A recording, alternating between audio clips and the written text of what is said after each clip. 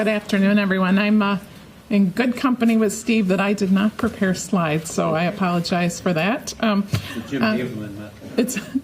It's the say what you have on your mind method, I guess. But I was obviously asked and honored to be asked to be part of this panel on Medicaid expansion. To me, it's impossible, and maybe it is for all of you, to sort of untangle that from the conversation, the broader conversation about the future of the Affordable Care Act and what that might mean for us here in the state. I'm going to try to talk a little bit about Healthy Michigan Plan, but also a little bit about sort of that broader fear, because I think if we don't, it doesn't help us. The things are linked. They're sort of inextricably linked, in my opinion.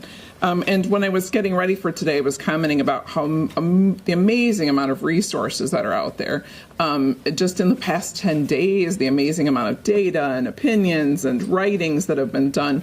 And so if you haven't, and this encourages you to, go look. You obviously have to consider the sources, and there's writings on both sides of the aisle, and there's writings from all kinds of different organizations. But there's really good information out there that really sort of provoked a lot of thoughts on my part about not only Medicaid expansion, but just where we're headed in general, which is clearly something's going to happen. That all the signals are there that something is going to happen.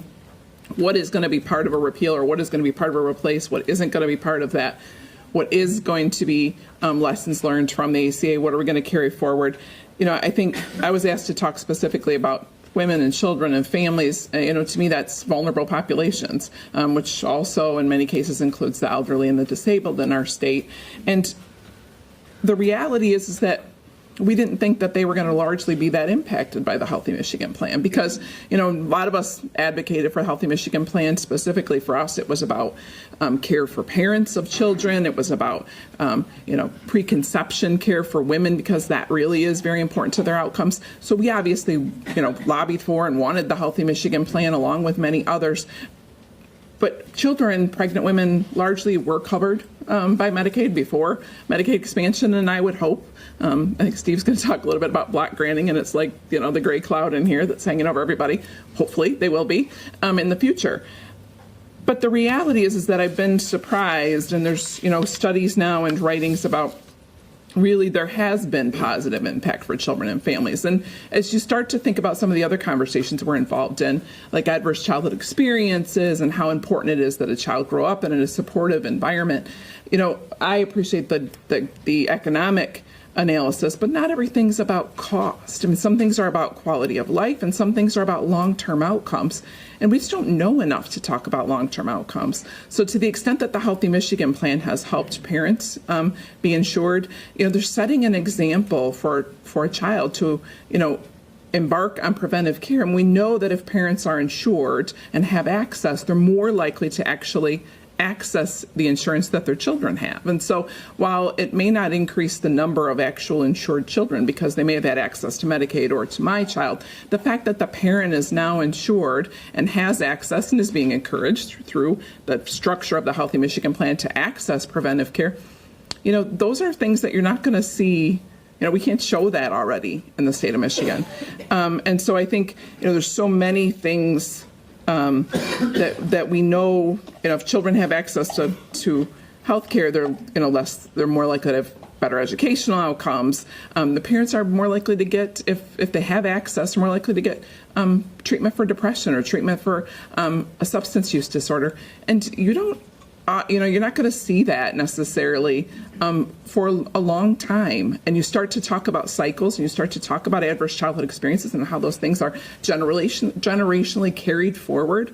It's not a short-term return, and it may not even be, readily available to us economically, but it does get into a quality of life conversation. And I think one of the things too, and this is particularly true with pregnant women, is pregnant women were already covered under Medicaid to 185% of poverty. They're eligible during their pregnancy, and then they fall off Medicaid eligibility unless they were eligible for Healthy Michigan Plan. They would fall off 60 days postpartum. So you start to think about situations like that where people are underinsured, right? So if I was on Medicaid during my pregnancy and then I fell off, all those behaviors that we're hoping that parents teach to children with regard to going to the doctor, any care that I started during my pregnancy for high blood pressure, if I had a substance use disorder, and then that coverage were gone. Now the Healthy Michigan Plan has helped create some continuity for those folks who didn't have access through their employer or didn't have the means by which to continue that care. One of which is making sure that pregnancies are planned in the state. 50% of our Medicaid births are unplanned.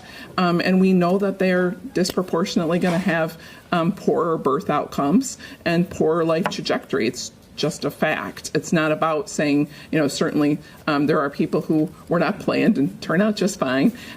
It's just a reality of wanting to really create a system of care where people are accessing prevention. There have been some studies done specifically around children, one from the Urban Institute, take it or leave it as a source, but about, what has happened to children, what may happen to children, trying to guess what would be in a replace or appeal.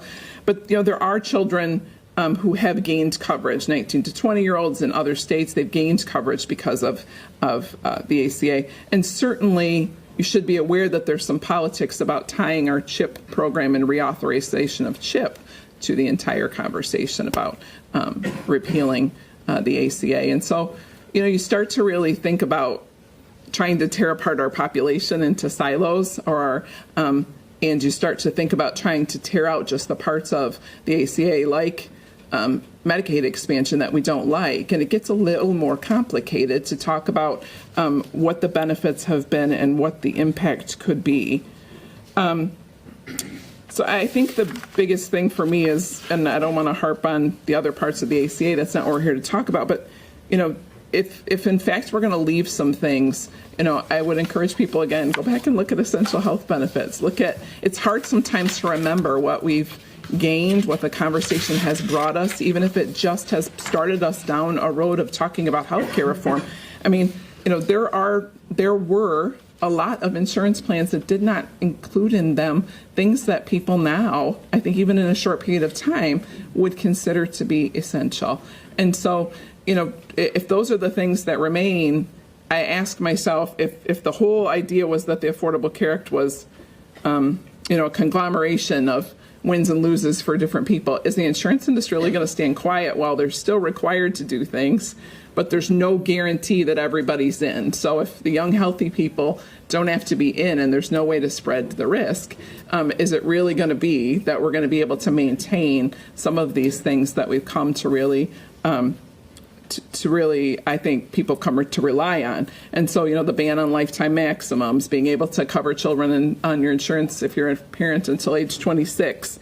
A lot of the benefits that have come for the elderly and the disabled on home and community-based services.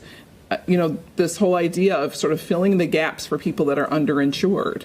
And so, I think we've got to be mindful that the Healthy Michigan Plan and what it has achieved for a portion of our population in the state is one piece.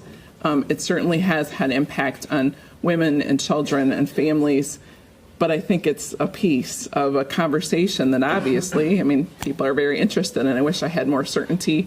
I wish when I'd gone out for information, felt more certain. But it's not the case. We have to be mindful of what I think federally is being put together and what we as a state will put back together. And I also think, and I put my old hat on of taking calls from constituents and legislative offices, people are going to be really, really confused to the extent that they aren't already. It's kind of like when they undid all the phone regulation. And I was like, man, why did they have to do that? Because now I'm just confused about, who to get phone service from. When I was a kid, everybody just had, Ma Bell. But maybe working through this will get us to this quote that I found, which is true healthcare reform will happen when care is redesigned around the patient, not the doctor or the hospital, when the financial incentives reward better health outcomes rather than hospital beds filled, and when the consumer has access to information to make good choices. My fear is we keep changing the information.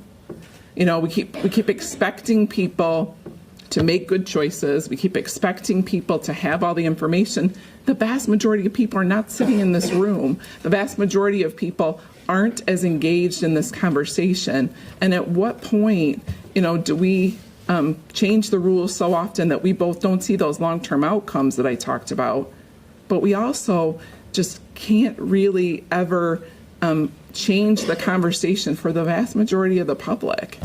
And so, my biggest fear out of all of this is just that it just breeds confusion and it breeds distrust, really, of the whole system in general. So that is not a happy note to leave you on. Hopefully we'll have some good questions.